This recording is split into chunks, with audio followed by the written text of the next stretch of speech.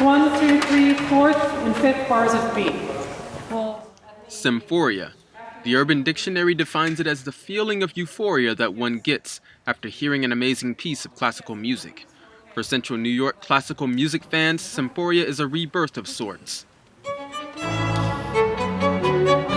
A smaller version of the 50-year-old Syracuse Symphony Orchestra that disbanded in 2011 after bankruptcy.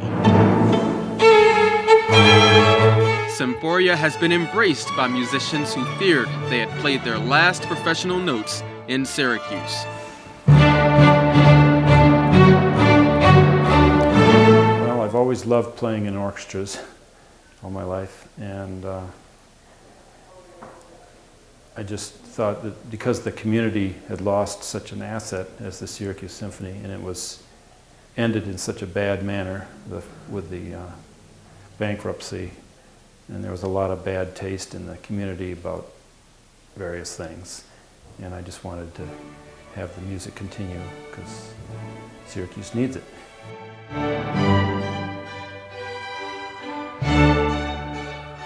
I'm a Syracuse native, and I graduated from Nottingham High School, and the SSO was the orchestra that I first experienced. I played the flute in elementary school and high school. Underhill has now been part of Symphoria for a year, but she remembers reading about the SSO's dissolution when she was living in Colorado. It came as a surprise.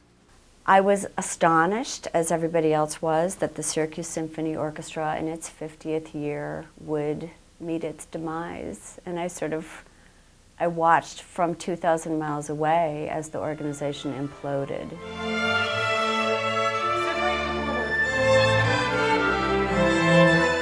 It was really hard when it went away because, I know these people, they're my friends. And this was their livelihood.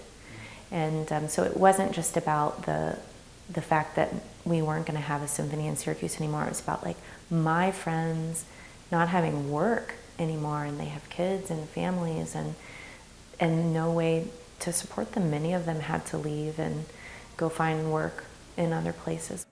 The bankruptcy hit the musicians hard, but in order for them to rebound, they needed more than just a name change.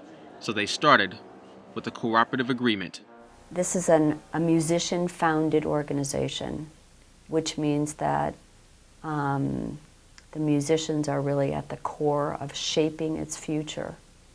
And that's very different from having an administration that's kind of driving the boat, and musicians are passengers in the boat.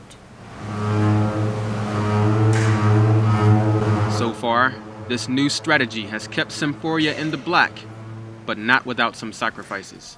Because the season is shorter and the weekly salary is less, it's kind of like having our own freelance band, And we're responsible to get people in the hall, and also, not just that, but also contributions from outside the orchestra, from businesses, doctors, et cetera, try to get people to contribute to the orchestra. Symphoria is also looking to expand its audience appeal. Well, one of the things that we initiated this past fall, in part through the generosity of a donor, was the opportunity to invite anybody who's 18 and younger to come to any concert that we're producing for free. In addition, college students can get into any concert for just $5. The hope is that classical music will become as important to the community as it is to these musicians. It's so important. I think it's important for the cultural continuity of the community. And music is one of those things that sort of transcends, It makes people feel whatever they feel inside. Nobody can decide that for them. And if we don't have live classical music in our community, it's a true loss.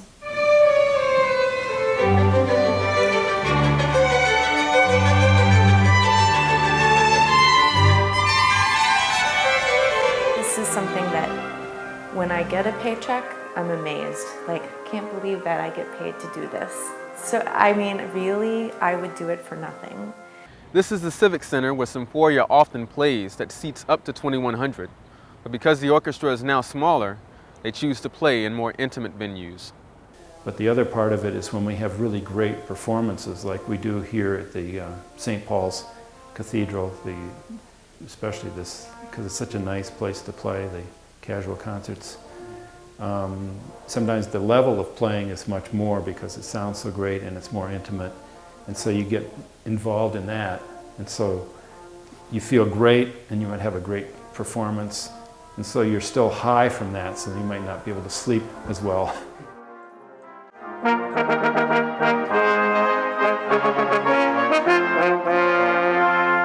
Like I'll come home after a concert and it's 10:30 and nobody's awake in my house. I have 2 small kids and I just like, oh, what am I gonna do? Because it's so exciting to just play good, beautiful music.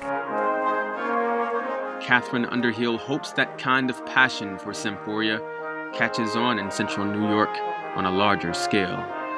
There's that sort of outpouring in the community when SU has a basketball game. And I think that's what we should be aspiring to, so that we're really like, people know, they care. They may or may not be music lovers, but they recognize that it's important to have a professional orchestra based here, living here, part of this community. And there is definitely optimism about the future of Symphoria.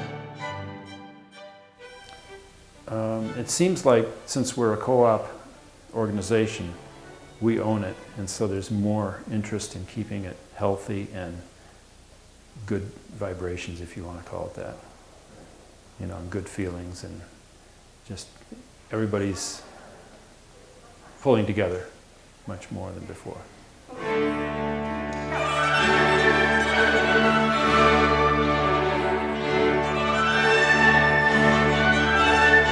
I think we can be part of the economic engine that drives Syracuse into its next heyday. And I see a lot of progress happening in the community around that.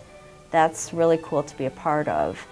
In Syracuse, for the Field Report, I'm Demetrius Kennan.